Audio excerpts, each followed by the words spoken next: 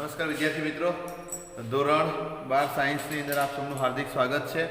આપણે lesson number 10 તરંગ પ્રકાશશાસ્ત્ર ભણ્યા હતા અને એની અંદર લાસ્ટ ટાઈમ આપણે ઉદાહરણ નંબર 1 અને 2 ની ચર્ચા કરી હતી.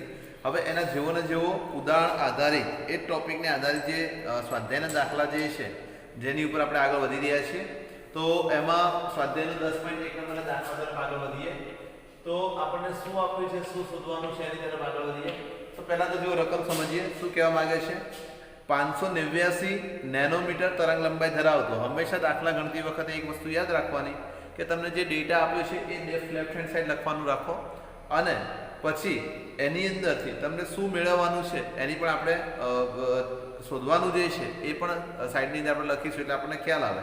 આપણને અહીંયા 589 નેનોમીટર તરંગ લંબાઈ ધરાવતો એકરંગી પ્રકાશ આપેલો છે. તો સૌથી પહેલા તરંગ લંબાઈ આપી છે તો આપણે જાણીએ છીએ કે તરંગ લંબાઈને શેના વડે દર્શાવીએ છીએ? લેમ્બડા વડે. લેમ્બડા બરાબર કેટલા છે? તો કે 589. શેમાં એકમ કયો છે? તો કે નેનોમીટર છે. તો હંમેશા એટલે યાદ રાખવાનું કે એકમ જે છે એને આપણે MKS યુનિટ પદ્ધતિમાં લાવવાનો પ્રયત્ન કરીએ તો 589 × 10⁻⁹ મીટર આટલું જે છે એની શું થઈ ગઈ? તરંગ લંબાઈ થઈ ગઈ. હવે આગળ કોઈ દિવસ ક્યારે આખી રકમ વાંચવાની નહીં. એવું કહે છે 589 નેનોમીટર તરંગ લંબાઈ ધરાવતો એકરંગી પ્રકાશ હવામાંથી પાણીની સપાટી પર આપાત થાય છે. તમે શું કરો છો? પછી એને ફિગર ડ્રો કરવાનો પ્રયત્ન કરીએ. અહીંયા આપણે તો જો ધ્યાન રાખજો, એકરંગી પ્રકાશ ક્યાંથી આવે છે? મારા ઘરેથી ના, પણ સૂર્યપ્રકાશ એનો સોર્સ છે અને સોર્સની અંદરથી આવે છે અને એ ક્યાં જાય છે? પાણીની સપાટી પર. આ પાણીની સપાટી એટલે આપણે વિચારવાનું કે તળાવ હોઈ શકે છે કાં તો સ્વિમિંગ પુલ હોઈ શકે, એટલે કે સ્થિર પાણી હોઈ શકે છે, એની વાત આપણને કરી છે. તો આ જે પાણીની સપાટી પર એ આપાત થાય છે. હવે જો ધ્યાન આપજો તો શું કહે છે એ કે પરાવર્તિત અને વક્રીભૂત પ્રકાશની તરંગ લંબાઈ, આવૃત્તિ અને ઝડપ આ તમારે શોધવાની વાત કરી છે. શું શોધવાનું કહ્યું છે?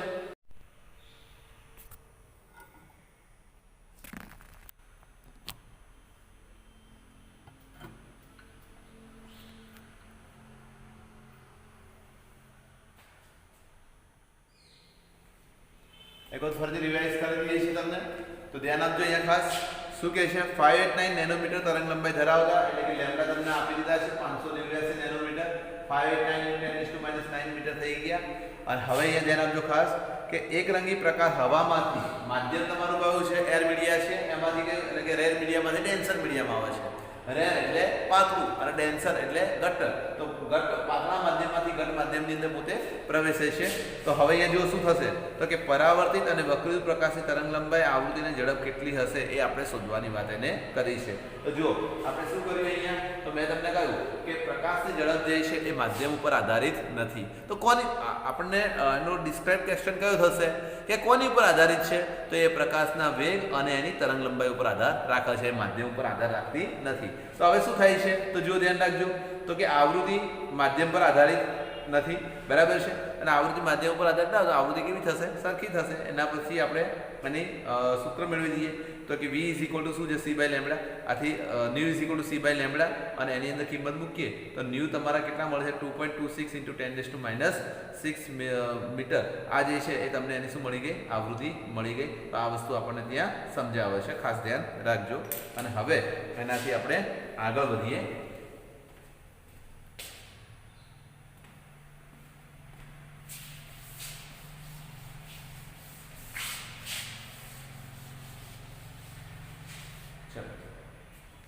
હવે આપણે 10.3 નંબરનો દાખલો લઈએ છીએ.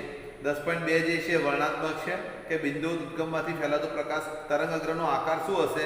તો તમારે આ બધા જે છે એ પ્રેક્ટિકલી બેઝ ઉપરના છે. જ્યારે પ્રેક્ટિકલ આનું આવશે ત્યારે તમને આ દાખલો સમજમાં આવશે. આપણે એના પછીનો 10.3 નંબરનો આગળ વધીએ છીએ. એમાં એવું કહે છે કે કાચનો વક્રીભવનાંક 1.5 છે. કાચનો વક્રીભવનાંક તમે મ્યુ કહી દો, n કહી દો તો પણ ચાલે. તેનો વક્રીભવનાંક કેટલો છે? 1.5 છે. આગળ એવું કહે છે કે પ્રકાશની કાચમાં ઝડપ કેટલી હશે? પ્રકાશની કાચમાં ઝડપ એટલે કે તમને v ફાઇન્ડ કરવાના કયા છે. છોકરાઓ તમને મિસ્ટેક ના થાય તો તમારે આવૃત્તિ માટે ન્યુ શબ્દની જગ્યાએ f પણ તમે લઈ શકો છો, કારણ કે આમનો શું થશે કે v અને ન્યુ બંને એક જ જેવા લાગે છે. તો v તરીકે આપણે વેગ લઈશું અને ન્યુ તરીકે f લઈશું. આટલું યાદ રાખજો. તો પહેલા તો આપણને જે આપણી કાચમાં ઝડપ કેટલી હશે? તો સિમ્પલ વસ્તુ છે આપણે એનું અહીંયા લખી દઈએ 10.3 નંબરનો દાખલો છે. હવે આપણે શોધવાનું શું કહ્યું છે ભાઈ? તો આપણે જાણીએ છીએ કયું સમીકરણ હતું? તો વક્રીભવના mu c/v. v મારે શોધવાનું છે તો હું સૂત્રનો કરતા બનાવી દઉં છું. v કેટલા થશે? તો કે c બરાબર કેટલી કિંમત છે? તો કે 3 × 10⁸. ઓકે, અને અહીંયા તમારું નીચે શું આવશે? પહેલા તો સમીકરણમાં કિંમત આવી દઈએ. તો કે c/mu થઈ ગયા. હવે એ ધ્યાન રાખજો ખાસ. તો કે v c ની કિંમત કેટલી છે? તો કે 3 × 10⁸. mu કેટલા છે તમારી પાસે? તો કે 1.5. તો કે v બરાબર કેટલા થશે? તો કે 1.5 અહીંયા નીકળી જાય તો અહીંયા 2 × 10⁸ થાય કે 10⁷ થાય? 2 × 10⁸ થાય કે 10⁷ થશે? તો જો ધ્યાન રાખજો 1.5 છે. આ કેટલા છે? 1.5 છે અને ડિવાઇડેડ બાય 3. તો આ કરીએ છીએ ત્યારે તમારો અહીંયા પાવર તમે જુઓ તો અહીંયા કેટલા થશે? 30 થઈ જાય. એટલે અહીંયા 20 × 10⁸ અને એનું એકમ શું આવશે? મીટર પ્રતિ સેકન્ડ. તો આટલી ઝડપથી એ પોતે શું કરે છે? ગતિ કરે છે. તો આ આપણો શું થઈ ગયો? જવાબ થઈ ગયો. હવે તમને આગળ એવું કહે છે, બીજા નંબર બી તરીકે એવું પૂછે છે કે શું પ્રકાશની કાચમાં ઝડપ પ્રકાશના રંગથી સ્વતંત્ર છે? પહેલો પ્રશ્ન આ રીતનો છે. જો ના, તો બે રાતા અને જાંબલી એ બે રંગોમાંથી કયો રંગ પ્રકાશના પ્રિઝમમાંથી ધીમે ગતિ કરશે? તો આપણને આ બી જે છે એમાં બે ક્વેશ્ચન કરાય છે. પહેલો ક્વેશ્ચન કયો છે કે શું પ્રકાશની કાચમાં ઝડપ પ્રકાશના રંગથી સ્વતંત્ર છે? તો સ્વતંત્ર નથી. આ પ્રયોગ તમારે કરવો હોય તો તમારે બે ટોર્ચ લેવાની છે, એક ગ્લાસ લેવાનો. ગ્લાસ એટલે કે આપણે જે ક્યુબ કહીએ છીએ એવું ક્યુબ લો, કાં તો પ્રિઝમ લઈ લો. અને એ પ્રિઝમની અંદર તમારે બે ટોર્ચની અંદર અલગ અલગ તમારે લાઇટ મૂકવાની છે, ગોળા લગાવવાના છે. પહેલાની અંદર બ્લુ લાઇટ કરો, ગ્રીન કરો, રેડ કરો અને સામે તમે પ્રતિબિંબ તમે જોશો અને ટાઈમિંગ મેઝરમેન્ટ કરશો. આનો ટાઈમિંગ બહુ ઓછો હોય છે એટલે કે એવું કહે છે કે ટાઈમિંગ કરશો એટલે એના ઉપર તમને ખ્યાલ આવશે કે અમુક વખતે તમને એકદમ લાઇટિંગ દેખાશે, અમુક વખતે લાઇટિંગ ઓછું દેખાશે. અને એવું કહેવાય છે કે એક્સપિરિયન્સ એવું કહે છે કે તમારો એક રૂમ હોય અને એની અંદર જો વ્હાઇટ દિવાલ હોય તો તમને રૂમ કેવો દેખાય છે? મોટો દેખાય છે. અને જ્યારે એની અંદર એક સાઈડ તમારું કલરવાળું હોય તો તમને એની સાઈડ જે છે અથવા તો એકદમ કલરિંગ હશે, દિવાલો બધી ફ્લુરોસેન્ટ કલરની હશે તો તમને રૂમની સાઈઝ નાની દેખાશે. તો આનું કારણ શું છે? તો કે એ એના સ્વતંત્ર નથી.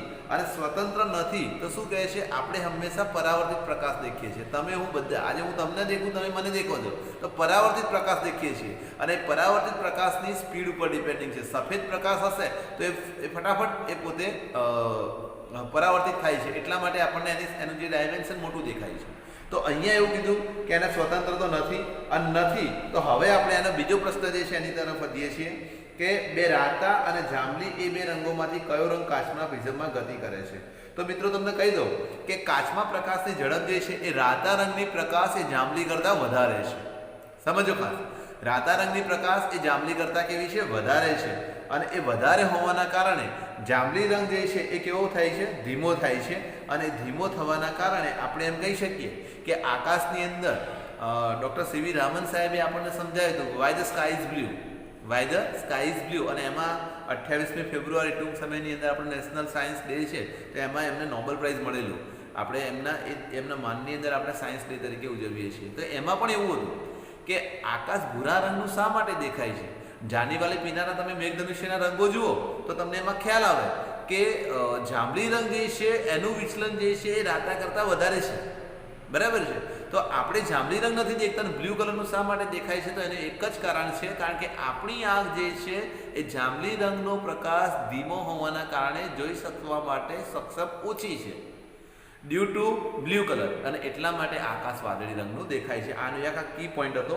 આવા પ્રશ્નો જે છે તમારા નીટ લેવલના ક્વેશ્ચનિંગ કે આ વર્ણનાત્મક છે પણ એમાં સમજણ ઘણી બધી છે. તો છોકરાઓ ખાસ આ ધ્યાન રાખજો. એક વખત દાખલો જોઈ લો પછી આપણે આગળ વધીએ.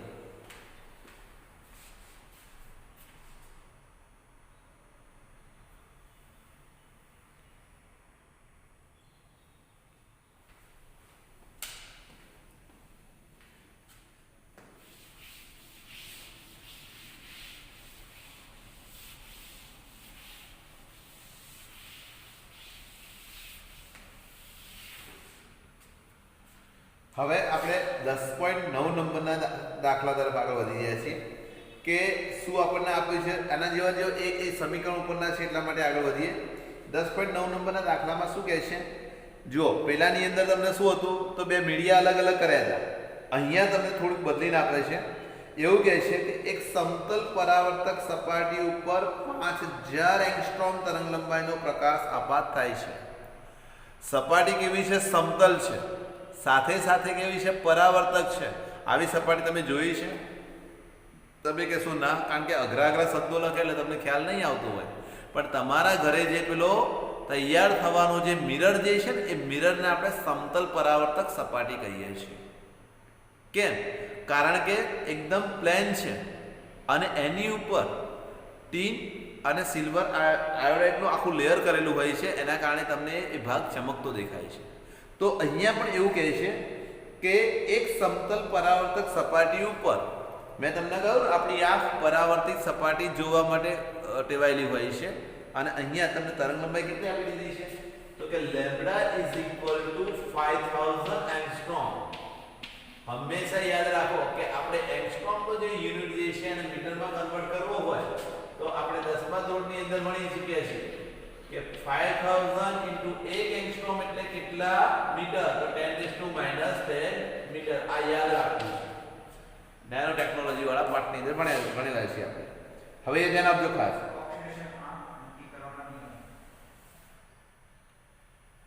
તરંગ લંબાઈનો પ્રકાશ આપાત થાય છે.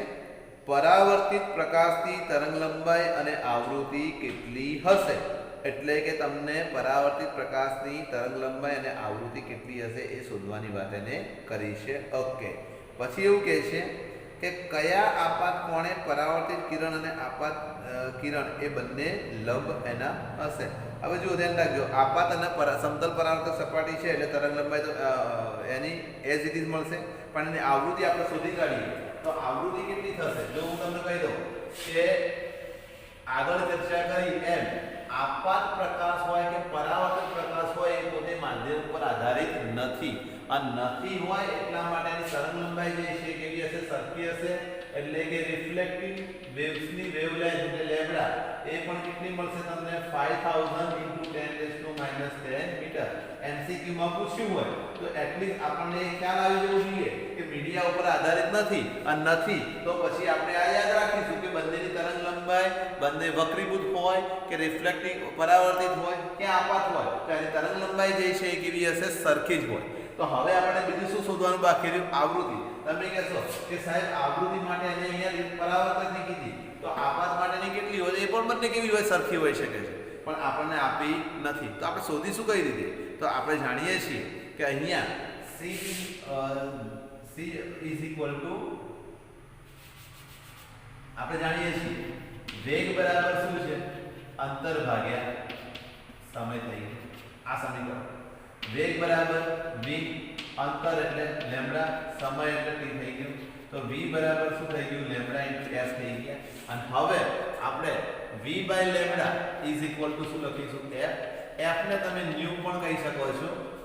ઓકે. અને હવે એ ધ્યાન રાખજો એના બરાબરનું સમીકરણ થઈ ગયું v / લેમ્બડા. આથી f is equal to v. તો v એટલે આપણે શું લઈશું? અહીંયા અહીં તમને વેગ આપ્યો નથી. અને એ વેગ કોનો છે? તો કે પ્રકાશનો વેગ છે. પ્રકાશના વેગને આપણે શું કહીએ છીએ? c કહીએ છીએ. તો અહીંયા c / લેમ્બડા. c ની કિંમત કેટલી છે? 3 × 10⁸ છે. લેમ્બડા તમારા કેટલા છે? તો કે 5000 × 10⁻8 છે. અને હવે જો ધ્યાન રાખજો આ -1 + 1 નીકળી જાય તો કોઈ દિવસ ક્યારે આ ભૂલ કરવાની નહીં. કારણ કે ઘાતની અંદર હંમેશા ઘાતનો છેદ ઉડતો નથી. અને નથી ઉડતો એટલે આપણે સાબિતી આપીએ તો કેટલી થશે અહીંયા? તો જો ધ્યાન રાખજો અહીંયા ખાસ 10⁻10 છે. હવે જો ધ્યાન આપજો અહીંયા ખાસ f is equal to 3 × 10⁸. અહીંયા 5 × 10⁻10 છે તો અહીંયા આવશે 5 × 10⁻7. તો f is equal to 3/5. Okay. અને અહીંયા પાવર તમારો કેટલો થશે? તો કે 10⁻8 + 7 એટલે કેટલા થઈ ગયા? 15 થઈ ગયા. હવે અહીંયા જો ધ્યાન રાખજો 30/5 × 10⁻14 થઈ ગયા. ઓકે.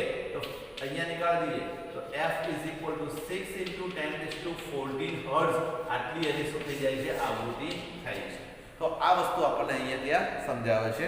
હવે જુઓ ધ્યાન રાખજો, બીજું આપણને શું કહ્યું છે કે કયા આપાત કોણે પરાવર્તિત કિરણ અને આપાત કિરણને લંબ હશે? કયા આપાત કોણે? તો જે આપાત કોણ એનો આપાત કોણ અને વક્રીભૂત કોણ અથવા તો પરાવર્તિત કોણ કેવો થઈ જાય? સરખો થઈ જાય. તો આપણે જાણીએ છીએ કે I plus R is equal to કેટલા છે? 90 છે. આ બંને સરખા થશે તો I વત્તા I is equal to કેટલા થઈ ગયા? 90 implies અહીંયા શું લખીશું? તો કે 2I cap is equal to 90. અને હવે અહીંયા ધ્યાન આપજો ખાસ કે આપાત કોણ I is equal to કેટલા થશે? 90/2.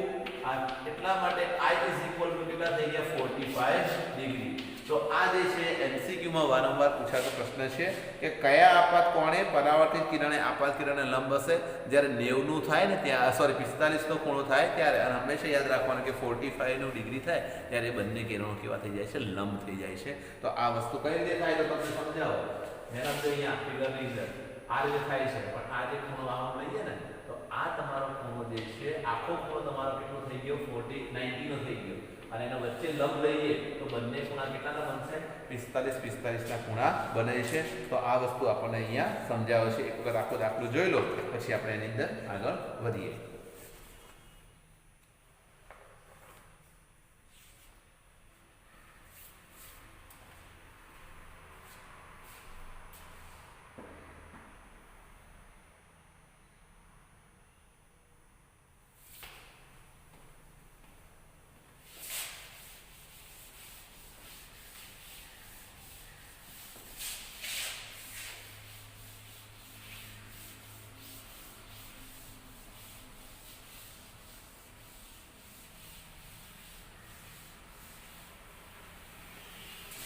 કેટલીક વખત વિદ્યાર્થી મિત્રો તમને અલગ અલગ કાચની અંદર અલગ અલગ જે છે પ્રકાશ એની અંદર એની તરંગ લંબાઈ બી શોધવાની પૂછાય, એની આવૃત્તિ શોધવાની પૂછાય. તો એના માટે સિમ્પલ વસ્તુ છે કે એક આ સમીકરણ ખાસ યાદ રાખવાનું, n is equal to c/v.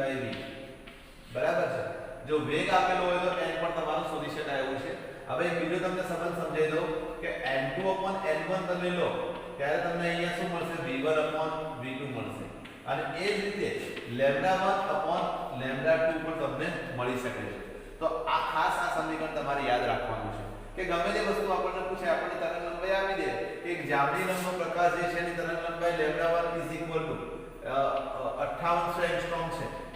તો હવે એની તમારે શું શોધવાની છે? તો કે આવૃત્તિ શોધવાની વાત એને કરી છે. અને હા, બીજી વસ્તુ તમને કહી દઉં કે આવૃત્તિના સંદર્ભમાં પ્રશ્ન પૂછે તો તમે ત્યાં શું લખશો? અહીંયા કે λ1/λ2 થઈ ગયા તો અહીંયા શું હશે? f1/f2 થઈ જાય, λ * f. બરાબર છે? તો આ સમીકરણ પણ ભેગું આપણે અહીંયા લખી શકીએ છીએ.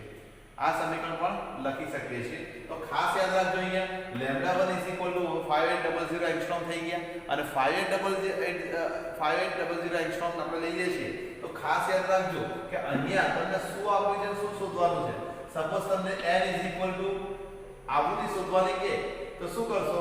શેમાં શોધવાની? કાચમાં. તો કાચનો વક્રીભવનાંક કેટલો? 1.5. c તમારે કેટલા છે કે 3 × 10⁸, પણ તમને વેલોસિટી આપી નથી. તો વેલોસિટી કઈ રીતે આવે? તો સિમ્પલ છે. તો કે v is equal to λ * f થઈ ગયા. બરાબર છે? તો λ * f આ બંનેની કિંમત મૂકો તો v મળી જાય અને એની કિંમત અહીંયા મૂકી દો એટલે સીધો તમારો શું મળી જશે? આન્સર મળી જશે. તો છોકરાઓ આ રીતે આપણે આના દાખલા, આ ટોપિકના બધા જ દાખલા અહીંયા શું થઈ જાય છે? કમ્પ્લીટ થાય છે. અને નેક્સ્ટ લેક્ચર્સની અંદર તરંગોના સુસંબંધ અને અસુસંબંધ સરવાળા વિશે આપણે ભણીશું. પણ એ પહેલા થોડું સંપાતીકરણ જે છે આપણે વાત કરી હતી. લેસન નંબર 1 માં પણ આપણે સંપાતીકરણ વિશે ભણ્યા છીએ. ધોરણ 11 સાયન્સની અંદર 15મા ચેપ્ટરમાં પણ સંપાતીકરણ વિશે ભણ્યા છીએ. અને એની અંદર આનો નિયમ આ રીતનો હતો કે જ્યારે બે કે બે કરતાં વધારે તરંગો કોઈ એક બિંદુ આગળ સંપાત થતા હોય તો પરિણામી તરંગ કેવું હોય છે? તો કે એ બંને તરંગના સ્વતંત્ર સદિશ સરવાળા બરાબર હોય છે, જેને સંપાતીકરણ કહેવામાં આવે છે અથવા તો સંપાતપણાનો સિદ્ધાંત કહેવામાં આવે છે. બે આ બંને તરંગો છે કોઈ એક બિંદુ આગળ ભેગા થાય તો એની તરંગ લંબાઈ કેટલી? તો કે બંનેના સ્વતંત્ર સદિશ સરવાળા જેટલી હોય છે. એટલે ખાસ નેક્સ્ટ આપણે લેક્ચર્સ લઈએ એ પહેલા તમે થોડો અભ્યાસ કરી લેજો સંપાતીકરણનો સિદ્ધાંત, કારણ કે આપણે 11મા ધોરણમાં ભણી ચૂક્યા છીએ. એના આધારે આપણે સુસંબંધ, કોહરન્ટ અને ઇનહેરન્સ આખા સોર્સ વિશેની આપણે ચર્ચા કરીશું. ખૂબ ખૂબ આભાર. Thank you very much.